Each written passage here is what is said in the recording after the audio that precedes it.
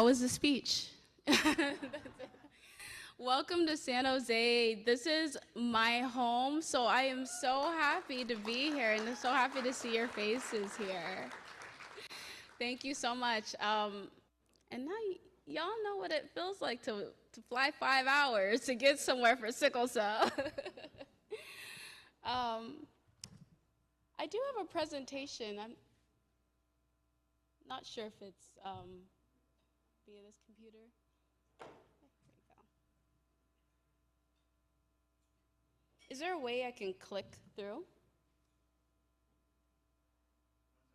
Okay.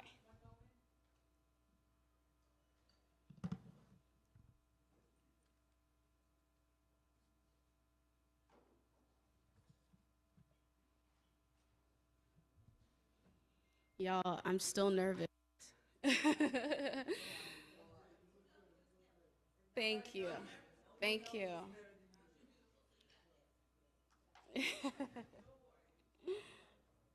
Well, I can go ahead and get started while we look at the presentation or while we load up the presentation. First and foremost, I want to thank Dr. Rowley. Every single year, she puts on such an amazing event, and I feel like her events go further than the average conference. They speak to the soul. They speak to the soul of, warriors. They really show what sickle cell is like in an artistic way. And there's nobody like her who does something like this. And so I want to thank her. Round of applause for always putting on such an amazing, impactful event. It really is astounding.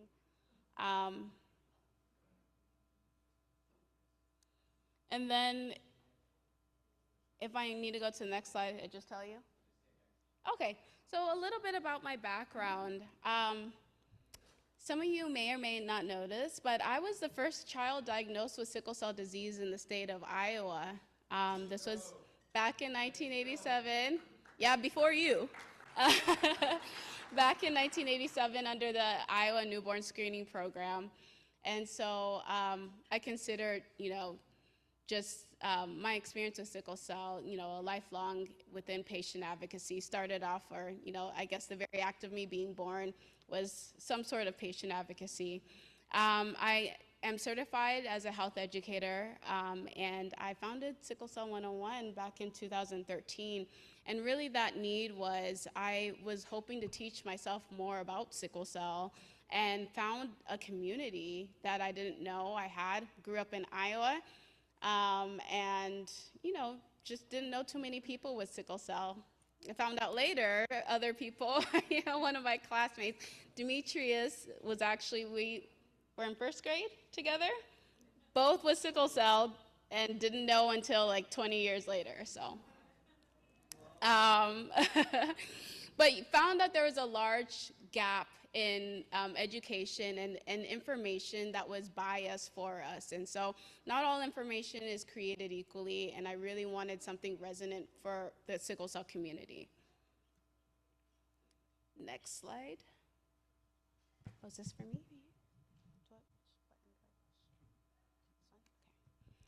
So who are we? Sickle Cell 101, our mission is to connect, educate, and empower the global sickle cell community. We do this in a variety of ways, but mostly through targeted engagement and data-driven initiatives. And so we consider ourselves the pulse of the sickle cell community because we are connected with the sickle cell community, and we connect often with the sickle cell community. So we listen to what people are saying globally, take what they're saying, implement it into our programming, make sure that it is integrated within what we say, within our platforms, and so on and so forth. And so it is a cyclical action in which we are talking to the community, and the community is talking back to us, and we try our best to represent that global voice. This is a little bit about the demographics. Our recent surveys show that 75% of people who are following Sickle Cell 101 are individuals living with sickle cell disease. 21% are caregivers, and then the other 4% are healthcare providers, advocates, and everybody else within the community. We reach users in over 130 countries, And our top places that we reach people: US first, Nigeria, UK, Canada, and Ghana. I'm really proud of this slide because it's taken years to get us to where we are today. But as we stand, we are a trusted source on social media, which is hard to do in this day and age of misinformation and digital platforms. We provide evidence-based education, and we work really very hard to make sure that whatever we put out is evidence-based, is factual, it's representative of our voice, and understood by everybody that comes across our content. A big cornerstone for us is accessibility. Accessibility, it's important, and honestly, we've been a remote organization since its inception because I created the organization so that I could work from my bed with sickle cell. So accessibility is huge to us, and so for us to be able to reach places just through your cell phone or through a smartphone or from a platform and make sure people are able to get that information is a cornerstone of Sickle Cell 101. 90% of Americans rely on social media, and in a survey that we found, only 1 in 3 individuals are connected to either a patient advocacy organization, a healthcare institution, or a specialist. And so this makes Sickle Cell 101 the first and only point of contact when it comes to sickle cell advocacy. I'm going to skip that slide here.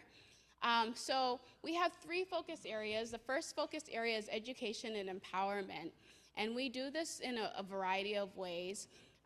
Thinking about accessibility, everything we do is digital. And so social media and posts and campaigns are a big part of what we do. We also provide fact sheets, webinars for longer form content. And it's important to have deeper conversations with people and get down into the details of things. And then we have lives on a bi-weekly basis. Our medical director, Dr. Keith Carollo, and I hop on a live, and we answer questions from all over the world about, and this is for people who don't necessarily have access to sickle cell experts. These are people who don't have access to really anybody. We hop on live and answer those questions in real time. A couple lives back, I think a couple weeks back, we had somebody write in and talk about her parent passing away with sickle cell, and she was given an autopsy report and she didn't understand it, and she hopped onto our live and asked Dr. Q what this was about, and he was able to answer it in a patient-friendly way. And her parent had died years prior, so she went all that time not knowing what really happened to her mother. Oh, is my time up? I didn't even see you. Okay, well, let me skip ahead a little bit. Another big part of this is community insights and research. And so, like I said before, it's important for us to do data collection and understand the community in that way, and pour into research, which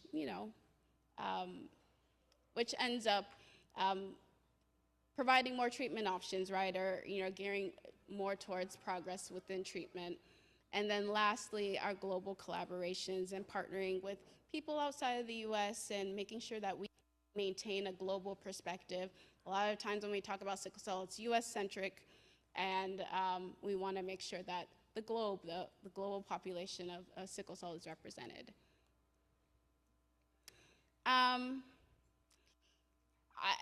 This will be my last slide. This is some of the feedback that we get from our community, and it's this slide that keeps me going. It keeps us doing the work that we do within the community, because at the end of the day, information has helped people navigate the disease and navigate treatment options, and so that's something we're very, very proud of.